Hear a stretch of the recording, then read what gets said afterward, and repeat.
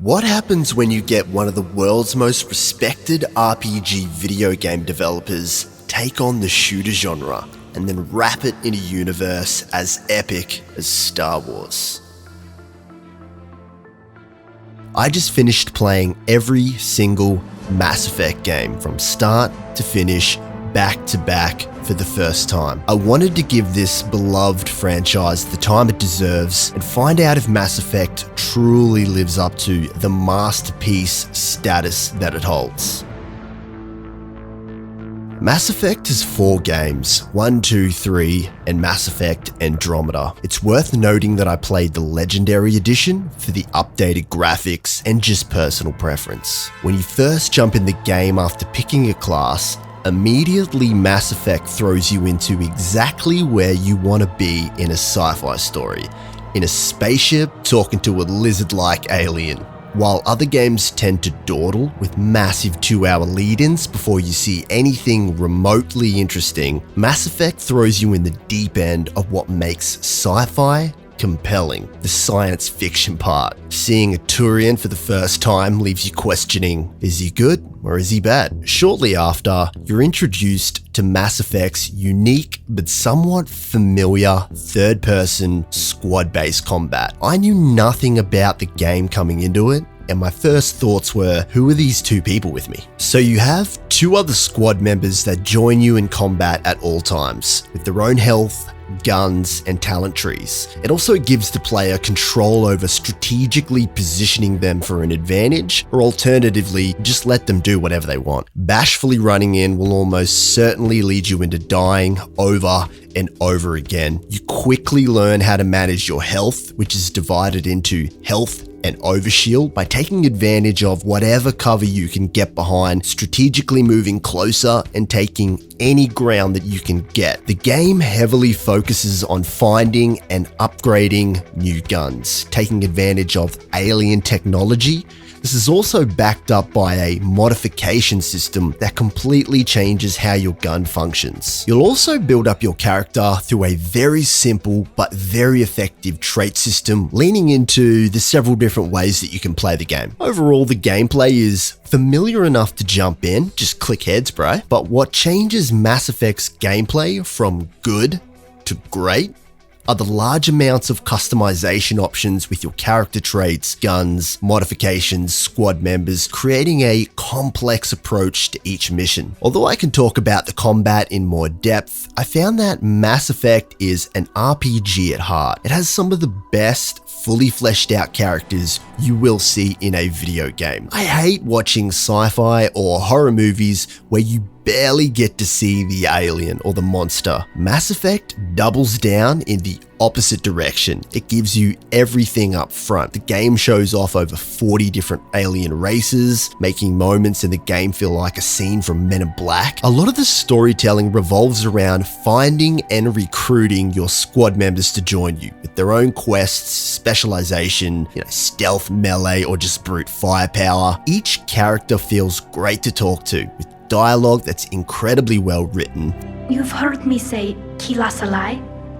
The best translation I can come up with is, by the homeworld I hope to see someday.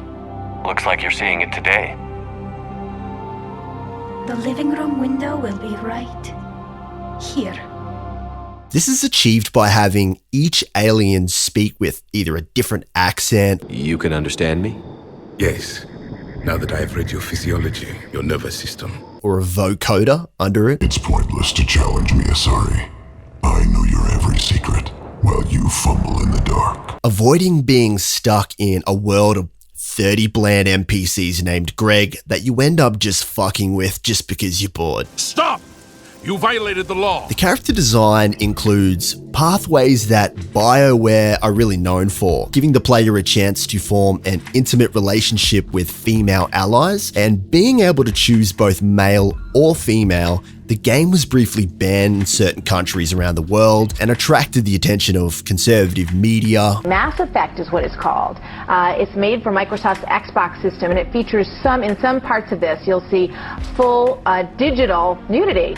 Imagine. And I'm definitely not going to let Mass Effect in my house. Same-sex relationships in a video game was way too heavy for our great forefathers of 2007. Mass Effect and its characters would be nothing without a great story being told. I see a lot of negative sentiment around video game narratives in the current culture. I don't think being jaded at every video game story these days is fair. Yeah, a lot of video game stories are pretty shit. The Hive haven't been on Earth in centuries. That wizard came from the moon. Well, so wild it's hard to follow, like Mortal Kombat for example, Mass Effect's story is an epic. The game avoids worn-out tropes and vapid RPG cliches like saving the Tree of Life or stopping the mana crystal from being corrupted. Mass Effect slowly unravels a galaxy-destroying threat, touching on real-world adjacent geopolitical issues, mirroring conflicts that are happening in the real world today, but on a much grander scale. It also takes on the challenges of media, artificial intelligence, genocide, and what it means to be, quote, an organic. Unlike bad video game storytelling which leaves you feeling babysit, Mass Effect has a serious tone and a maturity you just cannot help but appreciate. It uses its sci-fi universe as a vehicle to make the conflict not just about Eden Prime, but the entire galaxy. This makes the journey so much more important and satisfying because it's bigger than you. The Mass Effect story sincerely respects the audience's time and intelligence, great pacing, while also rewarding you with huge payoffs for each of the story threads. The story is always complemented by great art design, and Mass Effect and the Legendary Edition just oozes big budget. Wrapping the 2007 game in modern graphics shows off how dope some of these huge cinematic scenes are. Blade Runner inspired cities, each alien and machine are so well made from a character design perspective. Very quickly you'll recognize some of the voices in the game, like Joker, who was played by Seth Green. I'm telling you, Edie, your readings are off. It's radiation bleed, just white noise. Who we all know, but it's not limited to, Chris Griffin from Family Guy, but also some other huge names you might not have noticed. The leading cast from Star Trek Next Generation, and an awesome performance by Martin Sheen as the Elusive Man. Celebrity voice acting does not equal good, but in this case, it worked out phenomenally. But with the good comes the bad.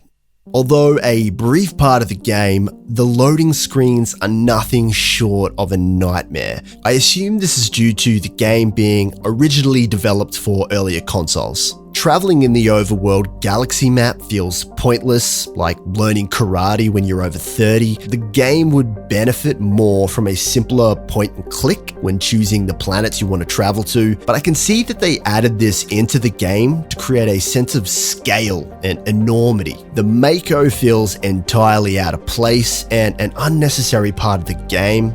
Mechanics like this benefit more from open world games where they have more utility. Mass Effect 1, 2, and 3, it's a trilogy, so after playing through all 3 games, you'll feel like you've just played one massive game. Even more so with the Legendary Edition because there are no big leaps in the technology. But of course, we cannot forget the Mass Effect game that on launch, most people wanted to whip with a shambok, and that is Mass Effect Andromeda. Mass Effect Andromeda's launch was extremely shaky at best. A lot of this is because of how high the bar was set by the trilogy and the awful face animations. It's pretty fair to say that the game has its shortcomings. Andromeda's gameplay completely polishes the combat with a more smoother and modern feeling melee gunplay, and for a Mass Effect first, player verticality was introduced with a jetpack jump. Although Mass Effect 3 did have a jump,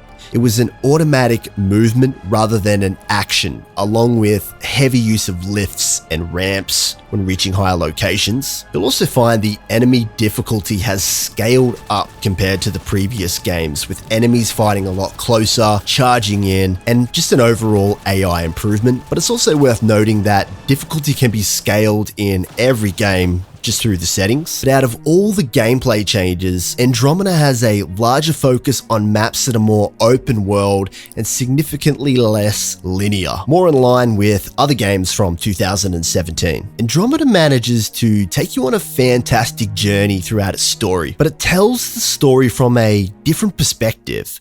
To put it as simple as possible, the Mass Effect trilogy presents your character as an independent force that just cannot be stopped. Whereas in Andromeda, you take a more passive role as a fresh out of training soldier, feeling your way through leadership. It's more of a becoming of oneself. The serious tone has been blunted into a, well, I guess we should do this because this is our only plan. Although different, you will find it still a fantastic story by any other measure, although it falls slightly short of the previous games because of how high the bar was set. It seems clear that Andromeda's story is intentionally reserved by design to open up story threads and set the foundation for future games. They went in too heavy, then what's left of the story to be told? A rookie soldier is a great place to re-kick off the franchise, which I assume was the goal. However you feel about the story, Andromeda takes its art direction and creates a masterpiece. With some of the locations you find yourself in, you cannot help but feel your eyebrows raise up your forehead. The environments truly do look alien and extremely advanced into the future, but yet it does not rely on abstract concepts. In other words, you're left feeling curious rather than confused, and curiosity complements story by keeping you engaged. You'll also find that there's a lot of British accents in the game. Did the others make it? I don't know. It was all a blur. Shuttle split in two. Which you'll find somewhat different compared to the predominantly USA voiced dialogue from the previous game. Vehicle travel makes a grand return in Andromeda, but you'll be glad that it's included this time. Andromeda's shift to larger open maps allows for the buggy traveling mechanic to do what it's supposed to do.